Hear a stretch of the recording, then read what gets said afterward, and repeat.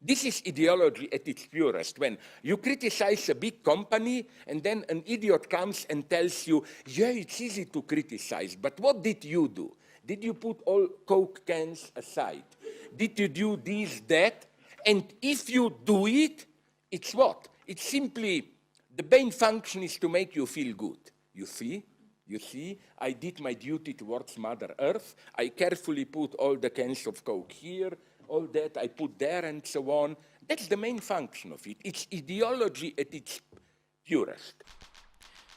Human nature. All of you know what it is, a term so carelessly tossed around by anyone who fancies themselves a weekend philosopher. We believe there is a core, an underlying genetic or biological or even evolutionary tabula rasa, a blank slate, from which all humans develop their perception of the world. This rather vague term might be relevant in certain contexts, but not this one. Our current understanding of everything from economics, art, sociology, philosophy, psychoanalysis, or the core definitions of freedom stem from a few core underpinning concepts, ideologies. To paraphrase a Yugoslav fellow countryman of mine, everything is guided by ideology. So, why does that matter? Well, comrade, the only way one can handle living in a world which they have little control over is a world which they either try to resist and attempt to change, or a world which they consent to. It's sounding so fucking sad! Jesus! Do you really think that a medieval European serf was any different as compared to you? I mean, they toiled away on their land, living off of their lord's scraps, surviving disease, famine, war, and crop failure. They engaged in that sort of life from the moment they were put on this earth to the moment they died.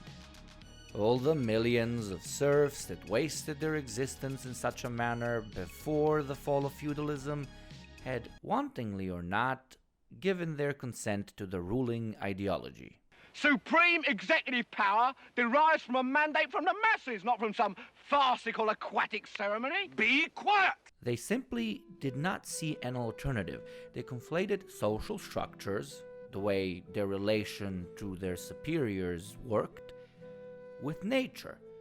God put before them kings to follow and horse shit to shovel. Those brave souls, wise enough to rebel before their time, met a quick end, as all of us know. But what did their fellow peasants do? They went to the hangings, executions, witch burnings, and they clapped. They applauded. Because how could they ever give their consent or approval to the revolutionaries? These revolting rebels were enemies of the status quo, and in extension, enemies of those who bowed before it. We forget that not only those who enjoy the privilege of a certain society fight for it, but that often those who toil away under its boot often praise it to the same or even more radical extents. Look at most cops, look at most soldiers, look at most reactionaries out there on the protests. These guys that are trying to beat the shit out of you on protests aren't enjoying a life of luxury, but instead they are conflating the way things are with the notion that we can't do better. That this is peak civilization and that trying to change it will only have disastrous consequences. Moving on, if we speed up a couple of 100 years after our comrades as serfs, we will reach this beautiful mess of ours. Revolution after revolution led us to this point. But are we all that different from our class predecessors? I mean, sure. Now those of you who are lucky enough to live in the so-called developed world have cool shit, right? Acceptable working hours, so-called human rights, and freedom to choose between KFC, McDonald's, and Burger King. Store shelves are full of different brands and colorful logos. Look, Mom, look at how rich we are in the West, not like those poor commies in Cuba. You have freedom of expression and freedom of choice. It can't get better, right? It's never been better. It's so good. It's so bloody good. Boomers tell me to shut the fuck up. Maybe I'll shut the fuck up because it's so good. Until something starts to smell. Actually, starts to stink. The stench is familiar, something akin to second-hand cigarette smoke. You see it on the news or in your very own streets, a sort of new, weird-looking fog. They call it smog where I'm from, causes you to cough, feel shitty. More and more articles are popping up about how this seemingly progressive and natural way we live our lives is destroying our very planet. The next day, you read about how your favorite clothing brand is made by child slaves from another continent. Your friends forward you an academic paper that proves that social media platforms are selling your data to governments and companies.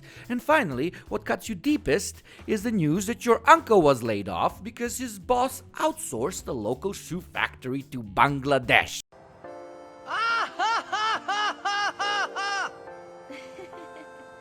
If you experienced even one of these disappointing realizations and don't have a completely smooth brain, your consent to the idea that you are living in a natural world probably began to shake. The realization that the way the world is structured is not as perfect as you imagined. Maybe this is not human nature. You think to yourself, maybe this is a direct consequence of a man-made system, nowadays referred to as capitalism. And more importantly, and this is how you know if you're a comrade or not, you thought that something needed to change. And that is exactly how consent is lost, how a belief in a system is completely undermined. When we understand that we individually cannot do much, but that a more global communitarian movement is necessary, we shake the status quo. But as all of you know, getting to this point in your head is pretty hard. It's painful, it's anxiety-ridden, and it's ugly. Ignorance is bliss, right? Well, unironically, it sure is. And the advertisers know it. Maybe if you watch some of my earlier videos, you know that I shilled for the advertising industry. I will now attempt to showcase the internal processes which take place on the daily inside of most companies, which lead to the conscious process known as the manufacturing of consent. Advertising agencies run the following way. A company does market research and finds core demographics and psychographics, types of people to sell a certain product to. Through surveys and nowadays online data analysis, they pinpoint their specific buyer personas, personified examples of who they would like to reach. The next step is key. They either contact an outside advertising agency or move things over to an internal marketing team. These guys have a complex task. Take an item, like a chocolate bar for example, and generate an identifiable set of values to attach to the said item. Advertisers consciously understand that purchasing patterns directly correlate to personal values.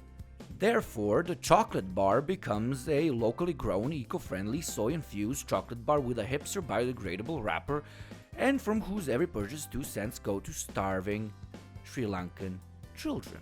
Now, what's the actual difference between this world-saving chocolate bar and just a chocolate bar? Almost none. Made in the same factory with the same ingredients and for the same profit motive.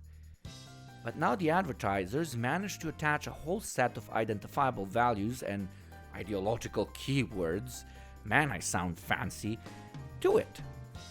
And this is where the most interesting concepts arise. My body is ready. Remember when we talked about our shaken belief in the natural order of things in the beginning? How people are increasingly disillusioned by the world around them.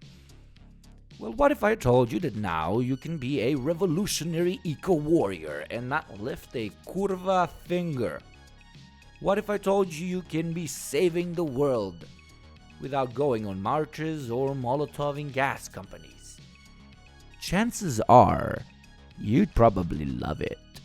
That is exactly what the key selling point every single successful advertiser wants to reach nowadays. Because that's exactly what earns the big bucks.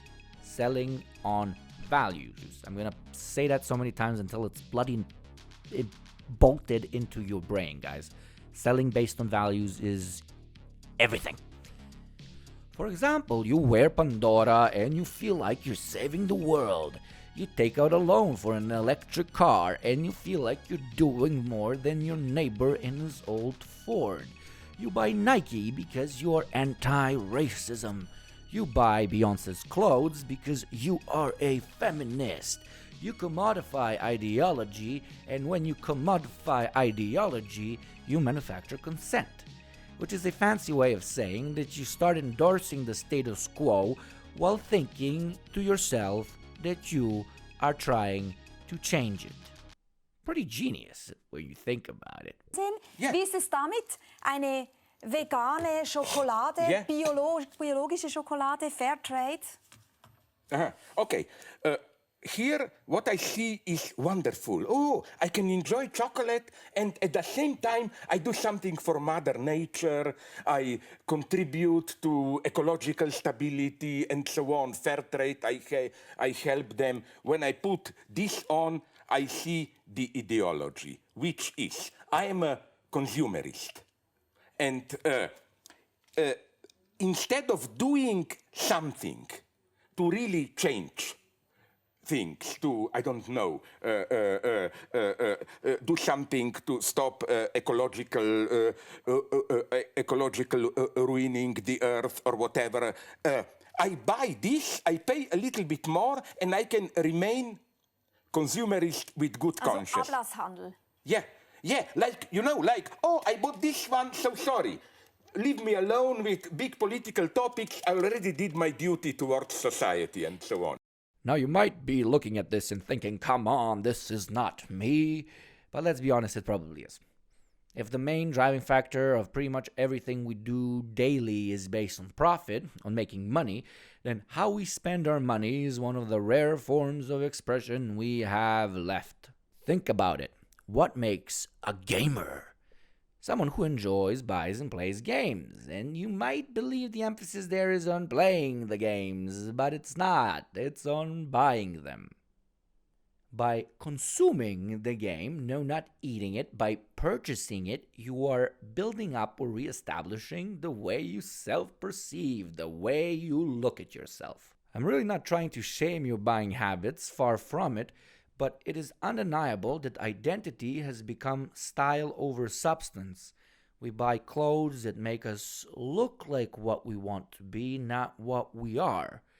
We have come to a point in which simulating cultural or subcultural identities is the main form of expression that we have left. Applaud, everyone! Applaud sarcastically. No, that sounds too sincere. Slow clap. There we go. Nice and condescending. And what kind of effect does this have on us? Well, you're actually asking. Oh, okay, Tavarish. It makes us believe that we are in charge of our own life. Like we are giving back when we aren't. It simulates personal expression, artistry, or even activism. When you realize that the system has pretty much managed to commodify every single last form of anti-systemic struggle, you know you're fighting a losing battle. Unacceptable!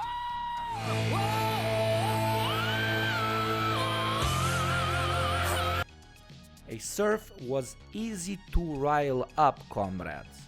A hipster is not, because the hipster does not perceive any system of control.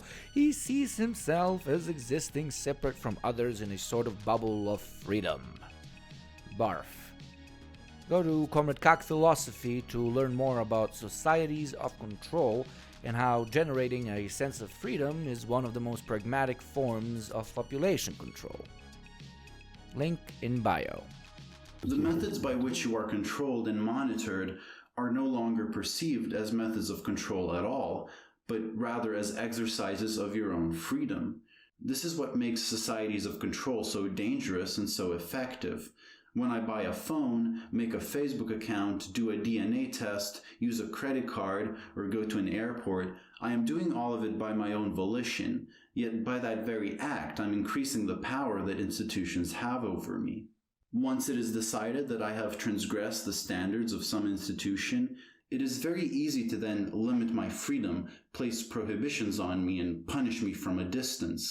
This is the genius of neoliberalism. Instead of gulagging you, it makes a corporate prison system. Instead of censoring, it floods you with mainstream centrist news outlets. Instead of tapping your phone, it gives you Facebook and Instagram. I don't want to sound like a doomer, even though you guys constantly call me one, but values and culture have been so conflated to consumption that I fear we would suffer a sort of mass crisis of identity if we were to finally escape it. But it's not all gloom and doom. Worldwide people are waking up, and no matter how much the boomers want to define political polarization as a bad thing, it's not.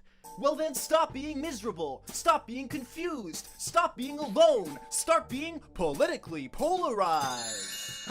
Wow, I thought I would spend the rest of my life in a meaningless nihilistic stupor, but now I realize that through political polarization, I found my meaning in the world. I feel like I have purpose. I feel like I want to wake up in the morning and contribute to the world. Glad to hear it. Now kill the people who are on the opposite end of the political spectrum. Radicals don't fight climate change with Teslas, and that's what is fucking terrifying for these rich pricks. By ridding ourselves of commodity fetishism and by consciously looking at our world through a lens of what I like to call skeptic materialism, it becomes easier and easier to differentiate rebellion from consumerist activism. This applies to YouTube as well. The voice of many prominent leftists is at risk of being commodified. As spreading class consciousness picks up its pace, whoever talks about it will garner more and more popularity. And similarly to the way almost everything else has been turned into products to consume, so will our movement. We must ensure that we are doing as much as we can daily to push our rhetoric forward, while at the same time making sure we don't become the new Che Guevara t-shirt, an idea turned into a commodity. Watching YouTube videos all day can do a decent job of arming your mind, but please, and I'm sorry, but don't mistake it for activism, because then what's the difference between you, me, and the guy trying to save the planet by banning plastic straws? Thank you all for listening, comrades. Follow me on Twitter at YUGOPNIK and share your opinion in the comment section below. I do actually read every single one of them. Your Slavic brother loves you all very, very much. Cheers.